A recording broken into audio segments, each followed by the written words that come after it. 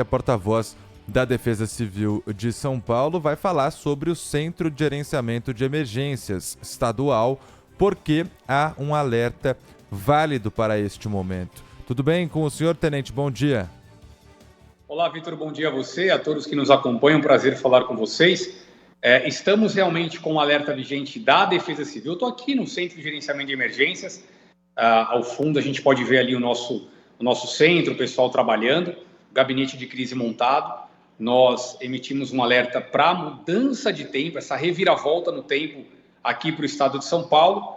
Felizmente, aquilo que nós havíamos previsto, os modelos meteorológicos indicavam, perdeu força. Então, nós estamos com um cenário um pouco mais tranquilo do que nós havíamos previsto na sexta-feira da última semana. Agora, o frio vem de qualquer forma, não, Tenente? Bom dia, Marco Antônio Sabino. Ô, Sabino, bom dia para você. Na verdade, não é um frio, tá, Sabino? O que a gente tem é uma diminuição das temperaturas máximas. Essa frente fria, a boa notícia dela é que ela rompeu com aquela onda de calor. Então, a gente estava com uma onda de calor muito grande, né? As temperaturas muito altas. Ontem mesmo beirou os 35 graus em São Paulo, alguns pontos chegaram a registrar 35 graus. Na medição oficial, ficou perto de 34, mas alguns lugares da cidade passou de 35. A gente estava com pós-carnaval, tanto que ontem a gente distribuiu água lá no Ibirapuera para dar uma amenizada no calorão. E aí, então, o que a gente tem para essa semana, o que a frente fria traz de bom, é que ela rompeu com esse calorão todo que a gente estava. E aí volta o cenário de chuva, que a gente ficou aí 2 semanas praticamente sem chover. Na capital ficou mais de 10 dias sem chuva, uma chuva significativa. E agora a gente volta a ter um cenário de chuva de novo, só que o que o modelo meteorológico estava indicando para a gente até sexta-feira era uma condição de chuva mais forte a partir dessa madrugada, no Vale do Ribeira, ali no litoral sul. Não aconteceu, choveu por lá, choveu na região de Itapeva, ali perto de Itapetininga, mas foi uma chuva mais fraca, os ventos ficaram na faixa de 50 por hora. Então, para hoje, segunda, tem chance de chover em São Paulo, na Grande São Paulo, mais para o final da tarde. Mas é aquela chuva mais típica de verão mesmo. Uma pancada de chuva isolada, pode ter vento, pode ter raio, mas não como nós tínhamos imaginado, onde os ventos poderiam chegar aos 80 por hora. Um vento de 80 por hora pode trazer transtorno. Por que a gente montou o gabinete? Porque aqui a gente traz as concessionárias de energia para dentro, aqui do CGE. E havendo queda de energia, queda de árvore, a queda de energia é uma consequência muito prevista quando a queda de árvore. Então, como os ventos estavam indicando ventos de 80 por hora, a gente preventivamente mobilizou o gabinete de forma presencial, só que a gente está reavaliando essa possibilidade de tornar o gabinete remoto a partir do final da tarde, se realmente os ventos não vierem na intensidade que nós havíamos previsto.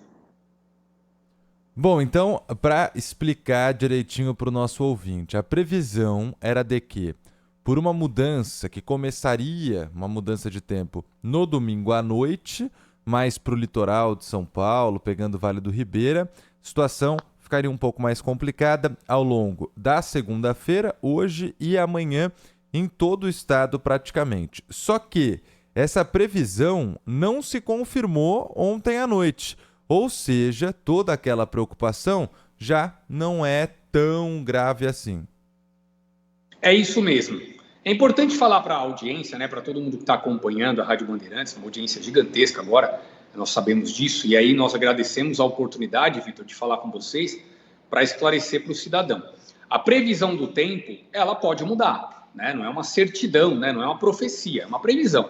Os modelos meteorológicos estavam indicando que nós teríamos tempestades severas nessa madrugada de domingo, ali no Vale do Ribeira e no litoral sul. E se a gente lembrar, nós tivemos chuvas fortes ali em Pariquera-Sul, em Juquiá, Iguape, em Peruíbe. Tivemos uma chuva que praticamente choveu em um dia, a chuva de um mês. Então, como nós estávamos com calor muito forte, sempre que tem uma entrada de frente fria, você tem condições severas de mudança do tempo. E era isso que os sistemas estavam mostrando para nós, para os nossos meteorologistas. Por isso, soltamos o alerta, convocamos o gabinete. Só que durante a madrugada, a frente fria perdeu força. Quando ela passou pelo Paraná, que ela entrou em São Paulo, ela se afastou mais para o oceano, que é bom, porque a gente não quer enfrentar transtorno. é bom lembrar que sempre que a previsão ela se confirma, gente sofre, pessoas sofrem. Áreas alagadas, quedas de árvores sobre rede elétrica, sobre ruas, sobre estradas. Nós montamos o gabinete para estarmos preparados para darmos a resposta a esses eventos. Quando não se confirma, a gente celebra, porque felizmente não teve transtorno, nenhuma complicação para o cidadão. Mas eu quero reforçar que tem condição de chuva sim, porque aí eu falo aqui, à tarde chove, o pessoal fala, tá bem, disse que não ia acontecer nada. Tem condição de chuva na capital à tarde, mas é aquela chuva de 15 dias atrás, uma chuva mais de verão, vem aquela pancadona de chuva de meia hora, pode gerar um ponto de alagamento ou outro na capital, mas o que nos colocava em preocupação eram os ventos de 80 por hora, com o cenário de chuva, derruba a árvore, e aí realmente a gente fica mais preocupado. Como os ventos demonstram ter perdido força, porque a frente fria se afastou, os ventos vão ficar na faixa de 50 por hora. Então, a queda de árvore diminui, o risco para queda de árvore diminui significativamente. Então, tem chuva para tarde, mas os ventos já mostram-se que virão um pouco mais fraco do que estavam indicando no final da semana passada. E a temperatura à noite, refresca? Refresca, aí já refresca. Não vamos tirar o edredom, Sabino. Ainda não dá para tirar o edredom. Talvez em abril a gente comece a ter mais entradas de frente fria para períodos de um inverno, ali um outono mais severo. Inclusive, esse inverno, tudo indica que ele vai ter mais entradas de frente fria do que o outro, que foi quente, né? Se a gente lembrar da estiagem que foi extremamente severa, foi um período de inverno com temperaturas acima da média, tudo indica que vai ser um pouco mais frio do que o do ano passado.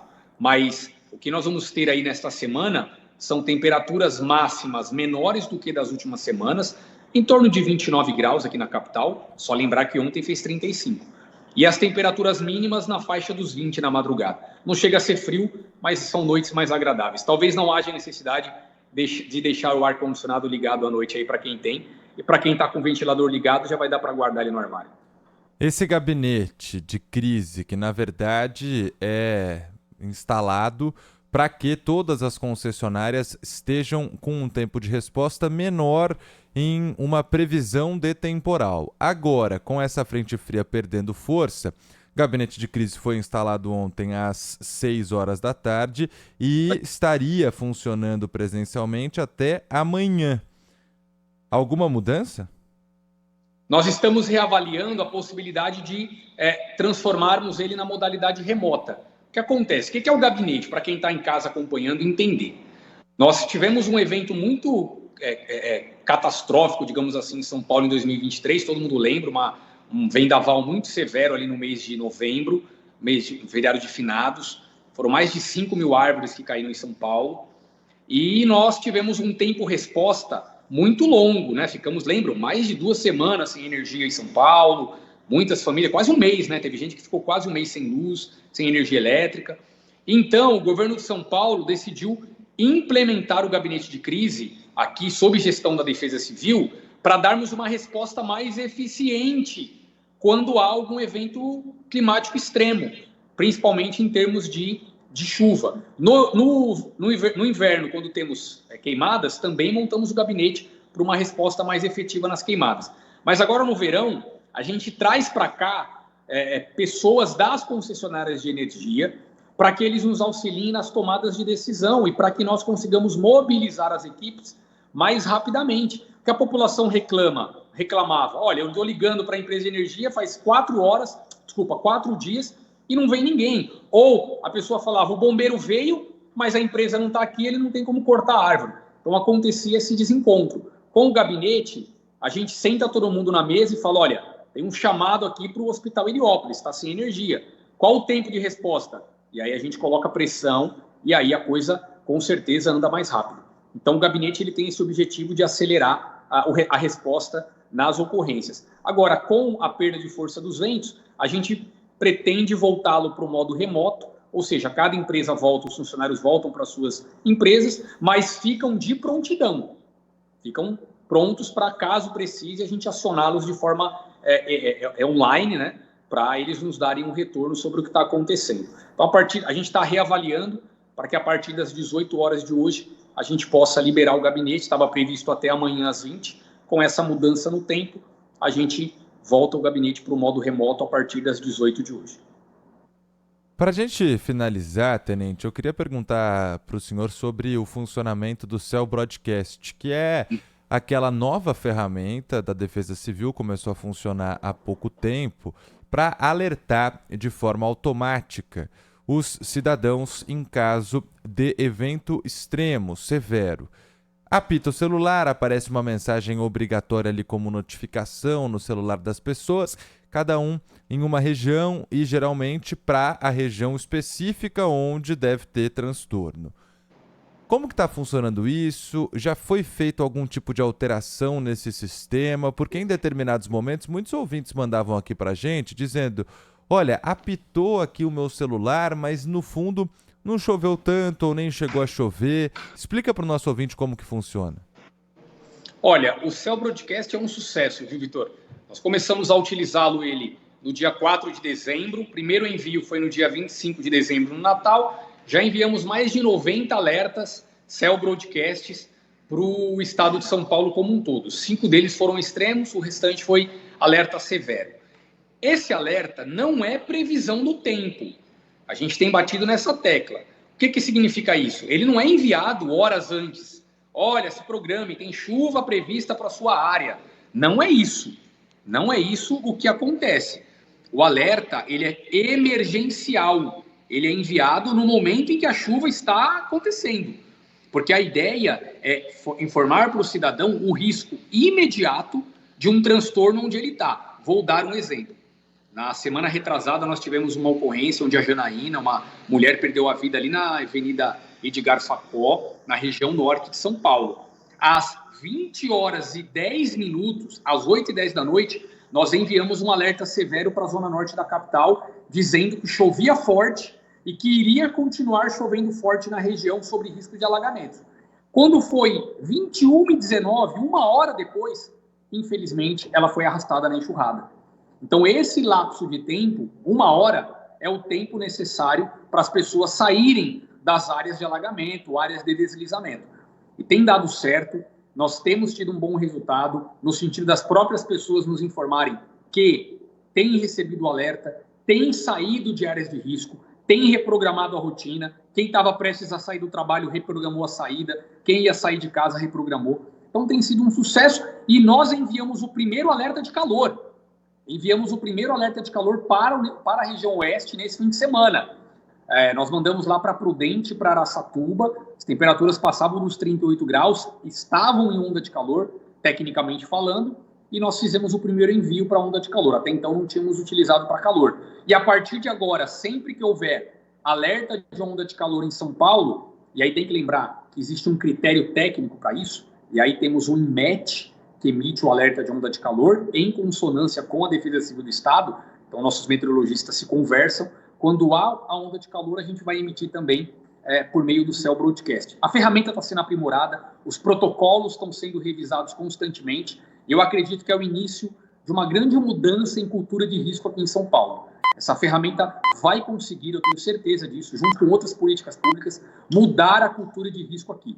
A gente precisa, de uma vez por todas, trazer para o nosso estado e para o Brasil a cultura que temos em países como Estados Unidos, Japão, que tem lá uma cultura de risco muito mais arraigada na população quando se fala em terremoto, quando se fala em furacão. A gente precisa ter isso aqui também, porque aqui chove, alaga, desliza, cai raio, ainda morre gente de raio em São Paulo, com queda de raio na praia, no interior.